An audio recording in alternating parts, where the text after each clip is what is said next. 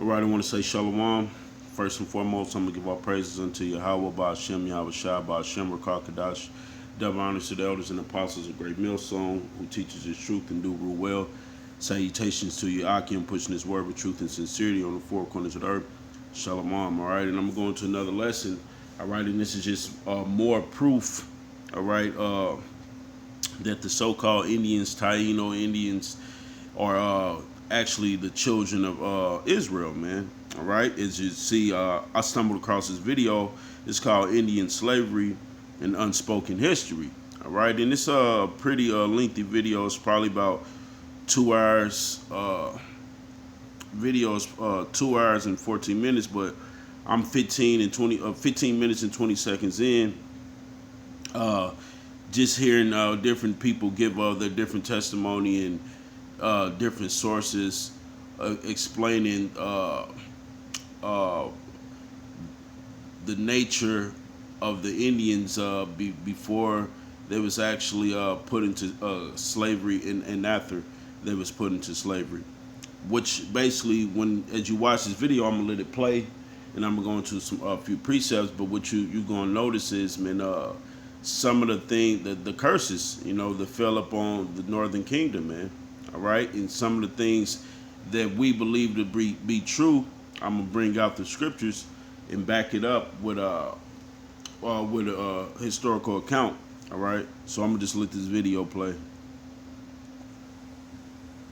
By 1509 is when they established repartimientos, and essentially what that is indentured servitude, and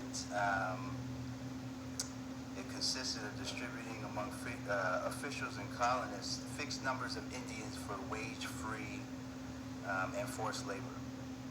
And so the crown then instituted something called encomienda, which is supposed to replace repartimientos after priests were in an uproar about the treatment of these indigenous people.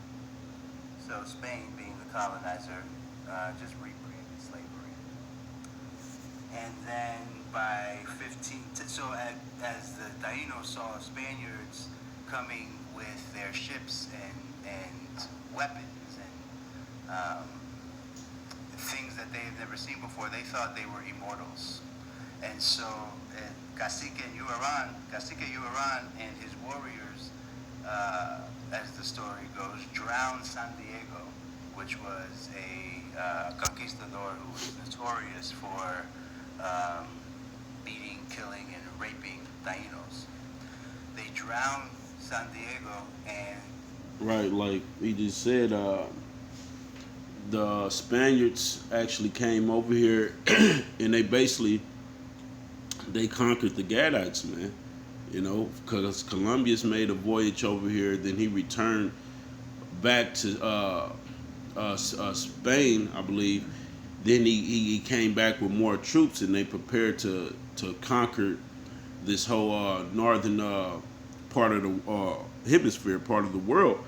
And basically, they came over here and they conquered the tribes that was already living over here, man. The tribes that was already over here, they knew how to live off the land. They knew how to survive. They had agriculture. They knew how to grow food. All right, they knew how to survive the different seasons and all these things. They basically taught you Edomites basically how to do these things, man. How to bathe, how to wash yourself, how to be civilized and everything else. All right, so I'm gonna read this precept. This is Genesis, and it all goes back to according to the scriptures. This is Genesis 49 and 19. It says, "Gad, a troop shall overcome him." All right, and that troop was these so-called European settlers that came over here, who basically. What they would tell you now, that the Native Americans sold this land, all right, to the Europeans. No, that's furthest thing from the truth. They was actually slaughtered, all right. They slaughtered them down from 77 million, I believe, down to the hundreds of thousands, all right, which is a very low number, all right, and pushed them all on reservations, all right, and oppressed them. All right, this is Genesis 49:19. It says, Gad, a troop shall overcome him, but he shall overcome at the last. Right, because it's prophecy that Gad was going to be overcame by a troop, and that troop was you Spaniards, man, you so-called Edomites. All right, but he's going to overcome at the last. Why? Because we're going to receive that glory. All right, that salvation. We're going to actually be put. The Israelites is going to be ruling after Esau is brought down. All right, that's how we're going to overcome at the last. All right, the scriptures also say the saints shall take the kingdom. All right, so we're going to take the kingdom back, and we're going to put hell back on our oppressors, man. That's why the tribe of Gad is going to overcome at the last. All right, I'm gonna let this video play. Watch him for 7 days to make sure that he doesn't rise. And when he doesn't, word spreads across all of the islands that the Spaniards are not immortal. And an uproar begins, and Spain then begins a war against Taínos. And what was once kind of like a soft enslavement became an all-out slaughter and full enslavement, to which many Taínos fled to the mountains or off the islands. And many died along the way, but they also dispersed to parts of South America and the Gulf Coast. And so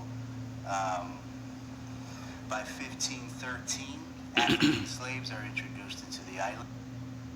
All right, so what he said is they basically begin to overcome Gad, because basically, and you can go into pull up more sources of history where it just wasn't an easy battle where they just overcame Gad. They basically had to be crafty against Gad, man. They basically had so many peace treaties with the Gadites, all right, but then the Gadites knew Esau was full of shit, and basically trying to be crafty and with taking their land, all right, while giving them all kind of diseases, all right, illnesses and smallpox and blankets, all right. Then it began to be an all-out war, all right, because Esau had his gun, and Gad he had the bow and arrow, all right, the battle axe, all right, shields.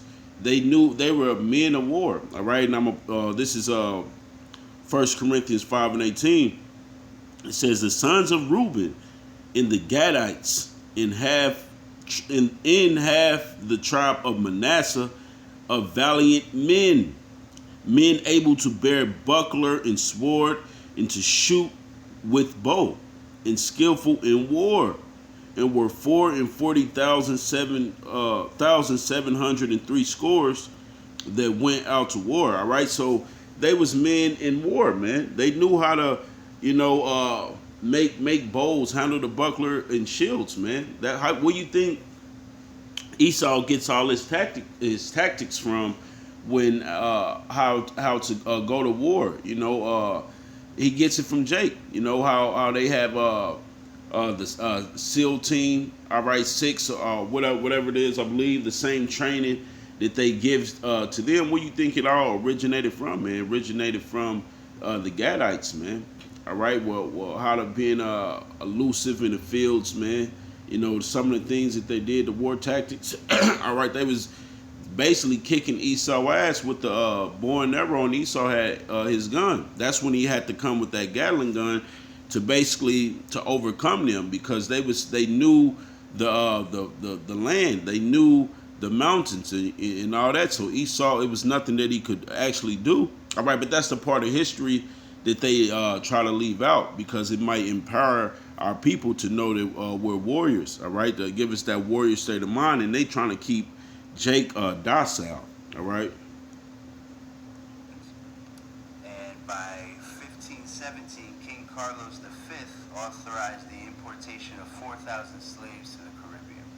So from 1520 to the 1800s, there was an ongoing slave trade that passed through the Caribbean. And as you can imagine, by this time, as they're colonizing the United States, it's continuing on through the Caribbean. If anyone saw the movie Amistad, and the fort in San Juan. It was a major um, port for the slave trade. Right, because what this brother's talking about here, he's talking about the northern kingdom and the southern kingdom went into captivity together. All right, and the scriptures say that as well, and I'm gonna get it to back them up because that's what a lot of our people don't know, that the northern kingdom actually went into captivity before we did, man.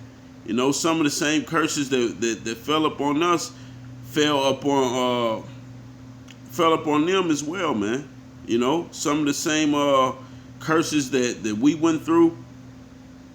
Hey, the northern kingdom went through them first, man. All right, this because the scriptures say uh, Israel and Jacob shall be oppressed together. Roughly paraphrasing. Let me find the precept.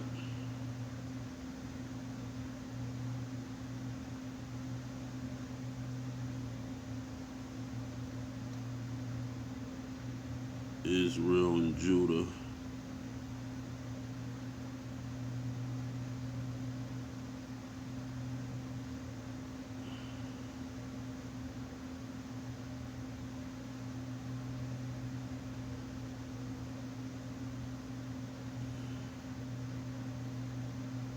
Yeah, man, because oh, yep, it's right there. This is Jeremiah 50 and 33. It says, "Thus saith the Lord of hosts, the children of Israel and the children of Judah were oppressed together, and all that took them captive held them fast. They refused to let them go." Right. So that's what Esau did, man. He conquered both our people, and that's what this God's speaking about. Right? How the northern kingdom and the southern kingdom were oppressed together. We both went into captivity. So for you people who try to say that the Native Americans are they're not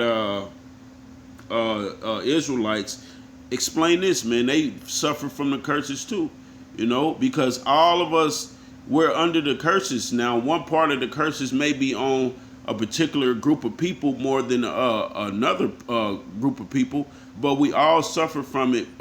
It's throughout all our tribes, man.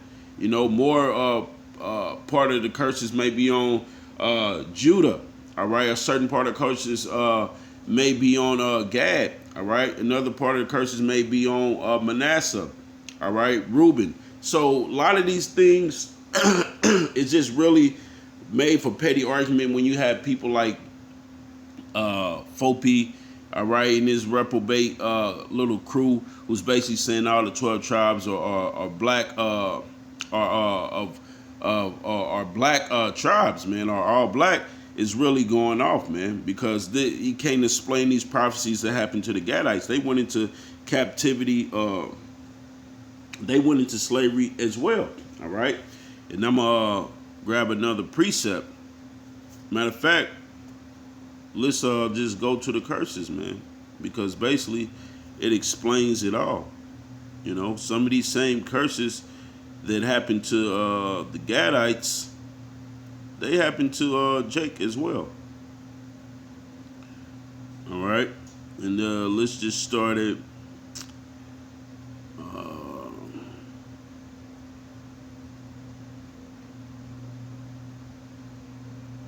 Let's start at Deuteronomy 28 and 32. It says, "Thy sons and thy daughters shall be given unto another people, and thine eyes shall look and fail with longing from them all the day long, and there should be no might in thy hand." Right, which he just said it in this video. He just said from 1503, all right, to on all the way up to, until today, actually, really where you had a vast majority of Israelites, all right, who had children and had them took right from them, man. They wasn't exempt either. You know, it wasn't just happening to the Southern Kingdom, like he used the movie Amistad, all right. When they was getting oppressed together, they was in the fields together. They was had their children took away too. They had yokes of iron upon their neck as well, man. All right. Verse 33 says, "The fruit of thy land and all thy labor shall a nation which thou knowest not eat up." All right, which they did, man. They came over here and took this land from the Northern Kingdom. All right, and they basically pushed them on reservations. This was actually their land. All right, because it tells you in the Apocrypha how they actually came over here. Matter of fact, we'll come back to Deuteronomy,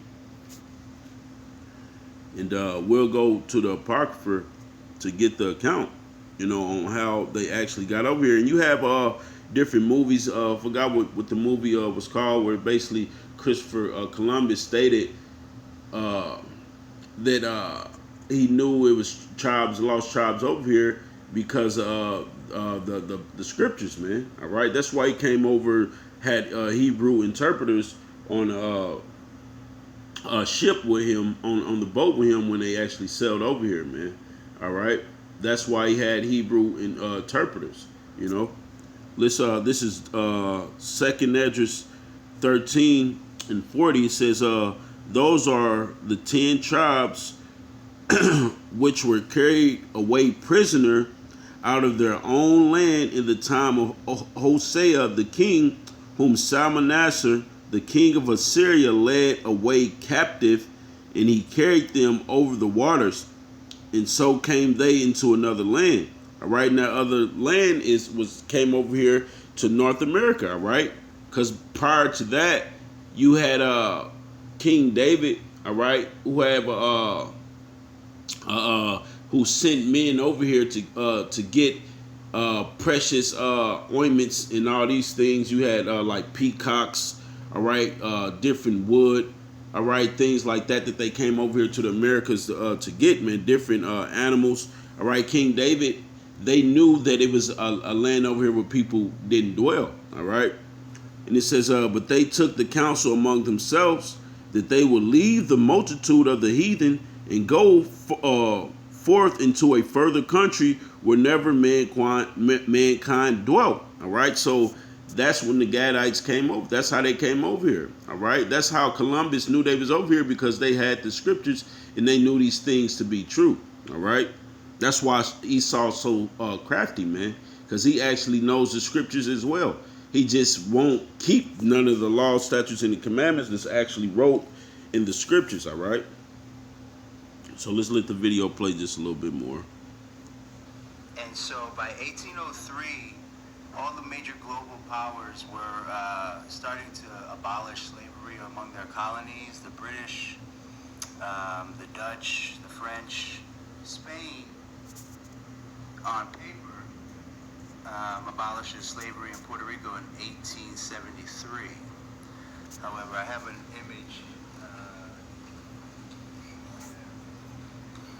During the Spanish-American War and the signing of the Paris Treaty, the United States develop a baseline census, 1899. You can actually go to census.gov and find the census. It's the baseline census for Puerto Rico by the U.S. Taken in 1899, that enumerates coloreds, free and enslaved, men and women. And so at some point in time, there was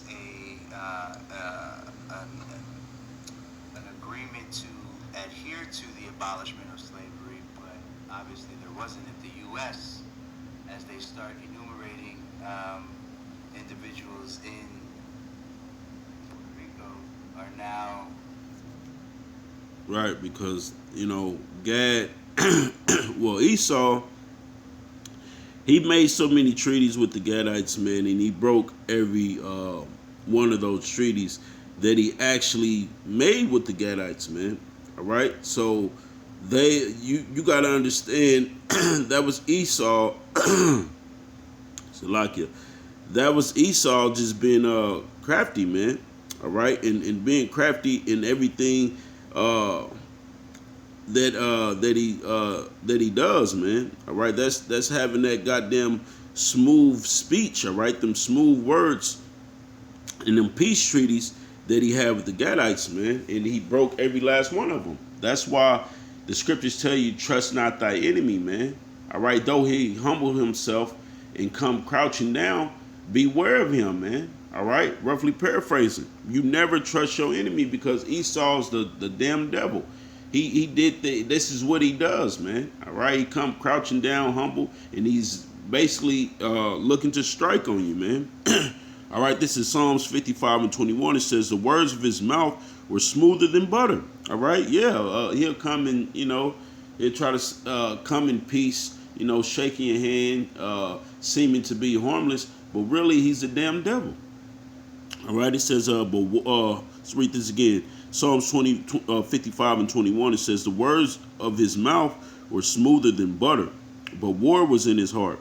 His words were softer than oil, yet were they drawn swords, right? Because like I said, that's how they was able to get up on the Gadites, because the Gadites, even though they was men of war and knew how to handle themselves in war and with instruments of war, all right, basically we're basically a genuine people, all right, so that they genuinely was trying to help these damn Edomites, these so-called European Spaniards. All right, it was basically, trying to help them, show them, look, anything we got, you can have as well, and showed them how to do everything. And once Esau seen that Jake was like that, they basically took advantage of Jake, man. You had the same thing today, where you got Jake basically trying to think Esau is his friend and show him everything, that he's an expert in. Then once Esau has soaked up all the knowledge of what you have, then that's when he overthrows you, man. All right? So this is Psalms 55 and 21. It says, the words of his mouth were smoother than butter, but war was in his heart. His words were softer than oil, yet were they drawn swords. All right? It says, cast thy burden upon the Lord, and he shall sustain thee. He shall never suffer the righteous to be moved.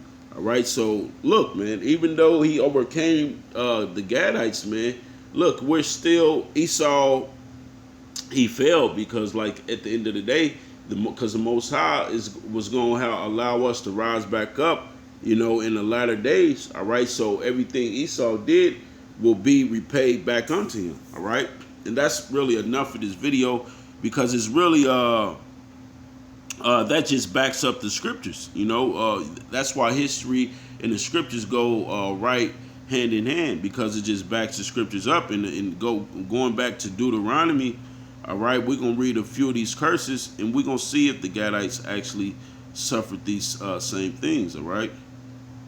So let's go back to Deuteronomy 28 and 33. It says, the fruit of thy land and all thy labor shall a nation which thou knowest not eat up, and thou should be only oppressed and crushed always. All right, so if you can say that this curse doesn't fit the Gadites, you'll be bullshitting, man. It fits us and it fits the Gadites, man, because for one, our land, all right, was taken away from us, all of our cattle, when the 10 tribes came over here to the Americas, man, what they had, the buffalo, they knew how to fish, they had the buffalo, they had cattle, all right, they knew how to grow and crop the land, all right, they knew how to do all these things, man. When Esau come through, he came through and took it from them, man, and he spoiled them, all right, and he basically oppressed them.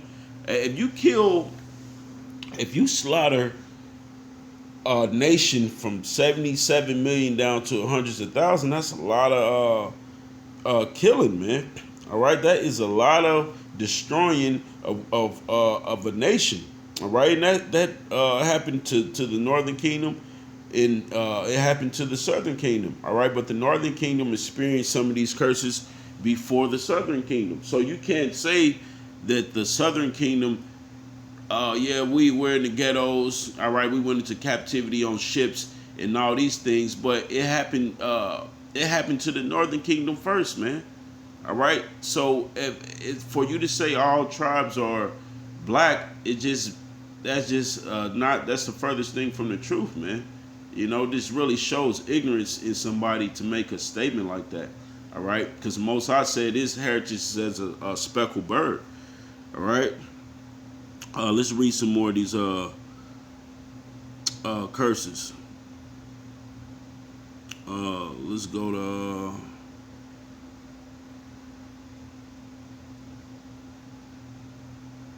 let's jump up to 48.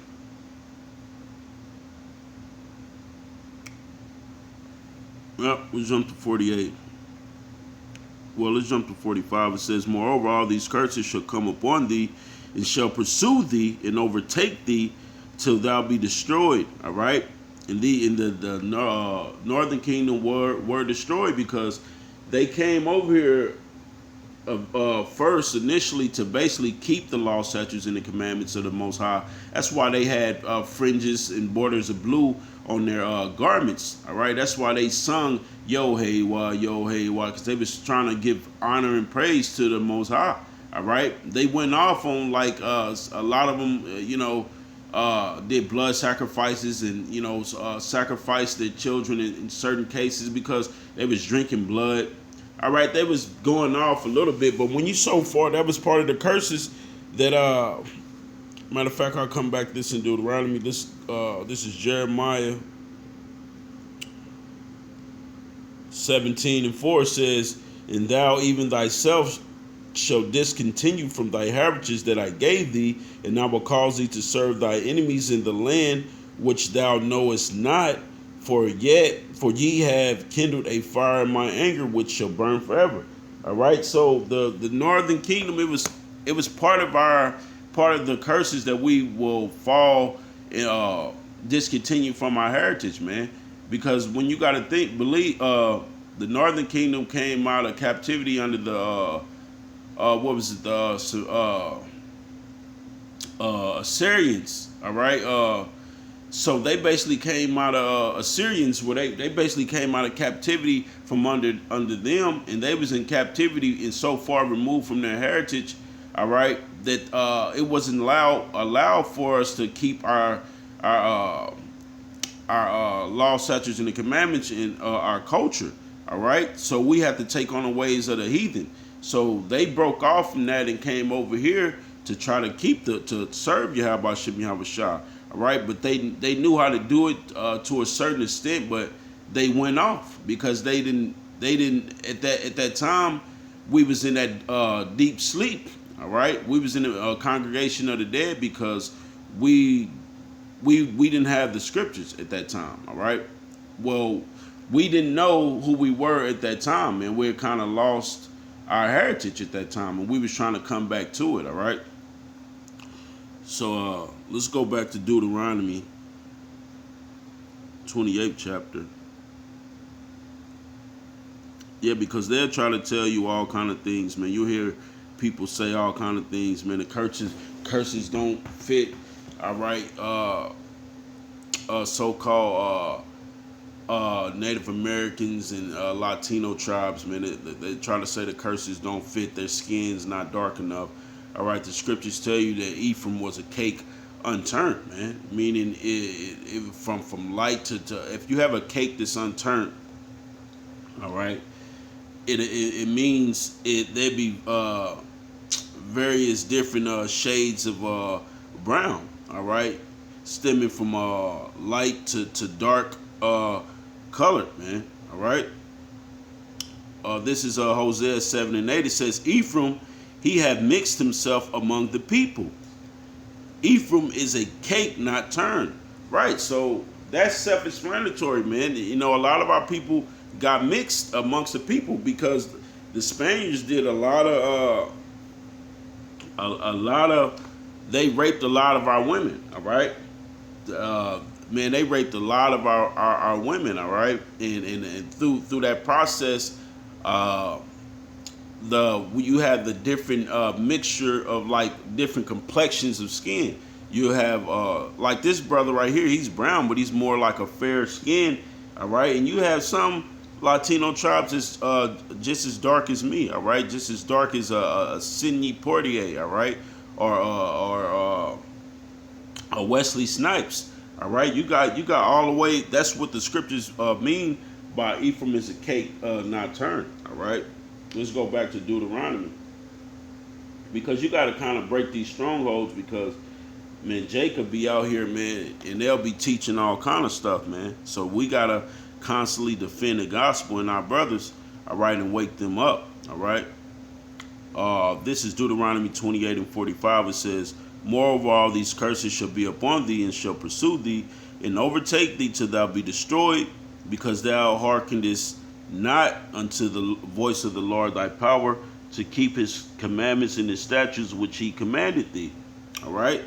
And it says, "And they should be upon thee for a sign and a wonder in upon thy seed forever." All right. So these curses is going to be on us until the Most High is beginning to lift these curses up off of us. But we got to understand they are still on us until we actually deliver it, until we actually receive salvation. All right. Verse 48. It says, "Therefore, therefore shalt thou serve thy enemies, which the Lord shall send against thee, in hunger, and in thirst, and in nakedness, and in want of all things. And he shall put a yoke of iron upon thy neck until he have destroyed thee," man. So Gadites, they own reservations, man. They don't even have no land here, man. They have to pay property taxes like everyone else. All right. And why? Because Most High sent that nation against them from afar. All right. That's one of the main particular curses that happened to the Gadites. This particular curse happened to them before it even happened to us. All right. This happened to them. All right. A nation being sent against them from far. It happened to both of us, because you had 70 AD. All right, where you basically had Titus and Vespucian. They basically all right, ran and surrounded Jerusalem, all right, and basically took over our land, and we was forced to flee into the mountains, all right, into the west coast of Africa, man. All right, we was that's when they basically caught up with us, because you had when they caught up with the southern kingdom, because you had the Ishmaelites, all right, and them Hamites, who basically came together with Esau and rounded us up and sold us into captivity, all right? And by the time that we was being brought over here to the Americas, you had this already took place to the northern kingdom, all right? Let's jump up to 20 to 28, all right? It says, matter of fact, let's let me see what I want. 24.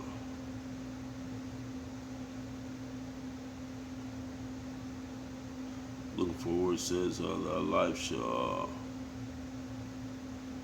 hang in doubt.